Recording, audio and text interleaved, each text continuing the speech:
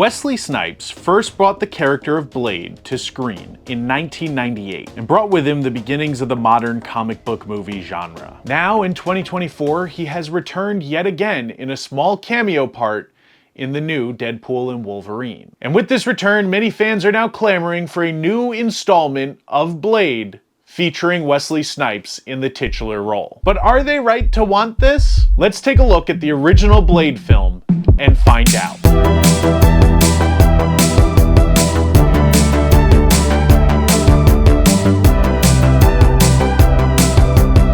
Greetings, Designing Hollywood movie fans and beyond.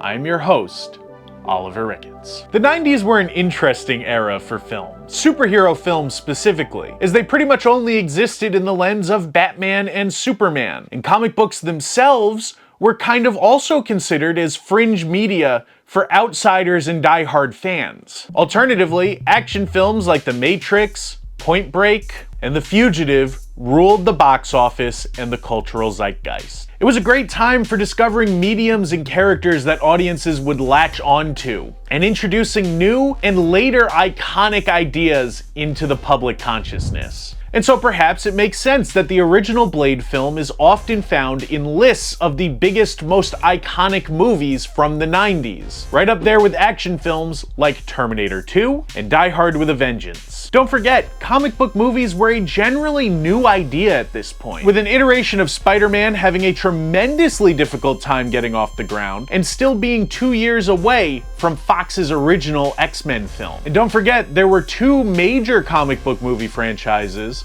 and both of their recent entries had been what we will call disappointing. Disappointing to a degree that many thought that the genre was over. But Blade was a different kind of comic book movie, perfect for the movie-going climate of the 90s. And that's because Blade himself is a different kind of comic book character. He doesn't wear a colorful skin-tight costume. He wears sunglasses and a leather coat. He doesn't have adamantium claws, X-ray vision, and web shooters. He has a sword and some guns. And he doesn't fight maniacally cackling villains. He fights vampires. He fits more at home with characters like Neo from The Matrix and other action icons of the day. He was more of a gateway entry point for general audiences into comic books. And this legacy continued throughout the franchise, as I believe that Blade 2 is the best of the three. But now, the year is 2024 and comic book movies have come a long way. I still love the genre, but there's a much bigger focus on making every film feel like a small piece of a bigger puzzle. Whereas Blade, the original, just had to function as a great movie. And I'm not entirely sure now that if the same Blade were coming to theaters that we saw in 1998, that it would have worked exactly the same as it did then, despite the film being so great. But folks, before we jump into that, I want to remind you that if you love movies, you're in the right place. Here on the Designing Hollywood YouTube channel, we talk about films of all different genres, types, and eras, from Blade all the way to Jaws. So if you love talking about films, you'll definitely want to subscribe and like this video so that you see more like it in your feed. You'll also want to check out the Designing Hollywood podcast, where we sit down with industry professionals behind some of the movies that you love. The link to all of this can of course be found in the description below. In Blade, a half-vampire, half-human vigilante named Blade fights to protect humanity from the vampire underworld while seeking revenge for the death of his mother. Armed with a unique blend of vampire strength and human resolve, he battles against an uprising led by a powerful vampire warlord. And is there a cooler comic book movie than Wesley Snipes' original Blade? I don't think so. And is there a more cold moment in any comic book movie than Wesley Snipes being introduced as Blade in the original Blade movie?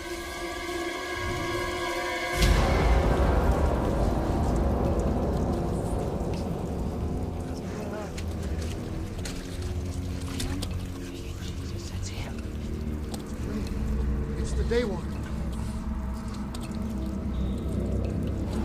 Again, I don't think so. Right here, we know the most important thing about this character. He is cool, and we want to root for him. And while I'm still excited for the current day Marvel iteration of Blade starring Mahershala Ali, this Blade is cool in a way that only Wesley Snipes can be. It's almost understandable that decades after playing the character in a self-titled movie for the first time, Wesley Snipes is still on Twitter reminding us that he was Blade and he is still the only one to have ever played Blade. He is the man that breathed life into this character for the first time, and he is the one that made us fall in love with him. And that's why in Deadpool and Wolverine, whether it's true or not, Wesley Snipes can get away with saying, there's only ever been one Blade, and there's only ever going to be one Blade. And he says this in a movie produced by the very same studio that is currently trying to produce their own separate Blade movie with a different actor. And it's only natural that after fans are reintroduced to this version of Blade in Deadpool and Wolverine, that they want to see more of Wesley Snipes as this character. And I am all for that, in movies where he is not the main character.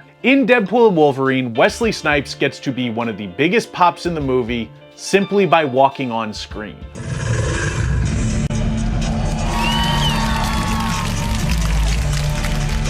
So it's understandable that many fans are calling for Blade 4 rather than the new Mahershala Ali movie. We don't know what that movie is yet. We haven't seen any of it. But we know that we like Wesley Snipes as this character, and we know that we like this character. But in Deadpool and Wolverine, we also don't see enough of Wesley Snipes to get a sense of what his limitations are at this age playing this character in this kind of material. And I think once Wesley Snipes is Blade in a movie where he's the main character in the MCU, we will get kind of a look at how much time has gone by. Because there's no denying that he has gotten older. Wesley Snipes today is 62 years old, even though he doesn't look it. He comes into Deadpool and Wolverine without missing a beat, but in the original Blade movie in 1998, he was 36. And in that movie, he takes on much more of the weight of carrying an action movie. I'm not saying that a Blade 4 couldn't happen, but there is a reason that he was retired.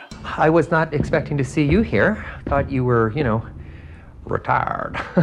Don't forget, Blade Trinity was not exactly beloved by fans, and since then, Wesley Snipes has aged, even if Blade hasn't. And I think currently there's just this very interesting phenomenon going on with nostalgia at the movies. Everything that we've seen before seems to be being brought back in one way or another, whether that be Star Wars, Spider-Man, or Indiana Jones. And to an extent, I can understand this thrill. I loved seeing Tobey Maguire come back in Spider-Man No Way Home. Guy.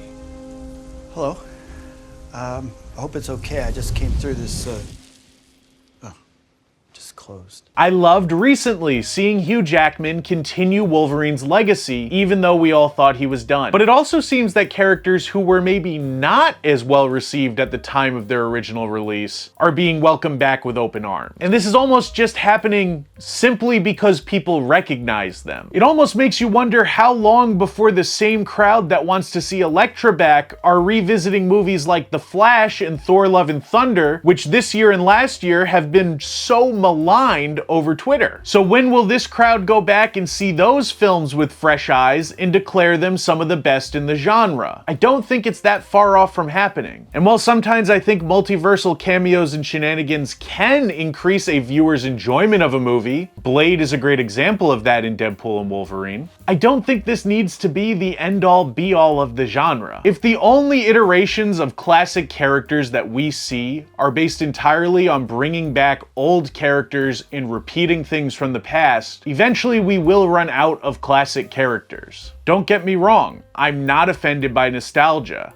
I think it has its place. But I think bringing things back like Blade, which have been laid to rest for so long and are so fondly remembered, just kind of reeks of risk. What if it feels phoned in when you bring this iteration back in more than just a cameo? What if we feel the time that is passed on screen as well as in real life? And what if that tarnishes this original classic? I love Blade.